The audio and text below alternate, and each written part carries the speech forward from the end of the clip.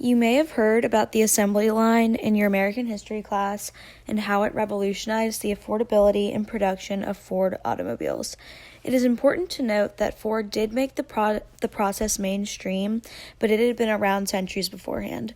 For starters, Ford himself was inspired by the meatpacking industry's conveyor belt, and for example, the infamous terracotta warriors, as are pictured here, were also built using the assembly line technique, and we know this because of their uniform features and size. I chose to explore the topic of the assembly line because it is a landmark of modern innovation which still affects us today. Ford's assembly line is famous for shifting the automobile from a luxury item reserved for the wealthy to a widespread consumer good that even Ford employees themselves could afford.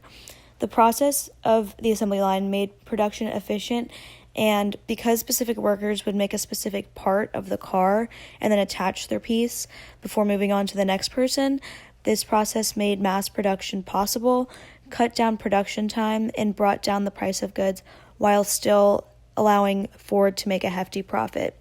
And around the same time, Toyota in the 1930s had introduced the process of lean manufacturing, which emphasized being less wasteful during the process, but also improved the relationship between the supplier and the consumer, much like the assembly line did. And so one thing to keep in mind is that the assembly line allowed for uniform products to be made, and in the ages preceding both the first and second industrial revolutions, skilled workers were known as artisans, and they made particular products that they had specialized in.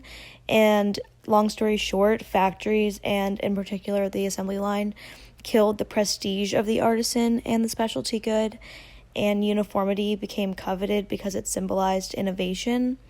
So with that being said, the assembly line was created towards the end of the second industrial revolution, and during this time, America had recently been introduced to dynamite, traffic lights, telephones, light bulbs, airplanes, etc., and many other inventions that we still use regularly now. Even though the assembly line came towards the end of this era, it's no assumption that Americans were living in an exciting, rapidly changing, and very futuristic world at this point. So in this time period, from about the 1860s to the World War I era, it altered the culture of America beyond its materialistic creations. So before the Industrial Revolution, people had essentially been living the same way as the people that lived 10,000 years before them. And this time of technological growth put life on a schedule and bustling, crowded cities. Speed characterized the era, with trains, cars, telegraphs, and telephones shortening distances and totally making the world smaller. And you may remember this analogy from Mr. Barton's humanities lecture on the Victorian era about how much the world changed in our grandparents' lifetimes, and this is for students in the class. But the assembly line was created right after the Victorian era ended.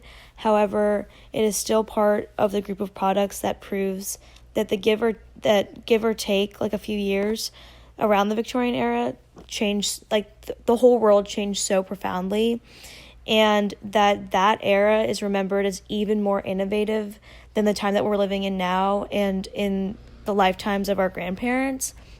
So anyway, factory life shocked the systems of Americans who were used to organizing their life around the seasons, sunrise and sunset, and their work in the factories was horrific, and factories took advantage of innocent children. So Ford's assembly line came about around the same time as they reduced their work week to 40 hours and to 5 days a week. And at the time, people thought Ford was ludicrous to offer a wage like double the national average pay for an automobile worker. But it turned out to be genius because it improved worker productivity and helped further their branding. The rapidness of the assembly line mirrored the rapidness developing throughout American culture and contributed to our staple 9-to-5 workday and the work culture in general. And at the time, the 9-to-5 workday was a relief for industrial workers, but today it's such a symbol of the past because now, because of technology, the workday has become much more flexible. So sitting in the office from 9 to 5 isn't really necessary or attractive anymore. Today, the machinery and robots in factories can easily replace an unskilled worker. The machine-based assembly lines are attractive to big business employers because they don't have to pay workers an hourly wage. However, this can have consequences on the economy because more machine-run assembly lines equals less employment.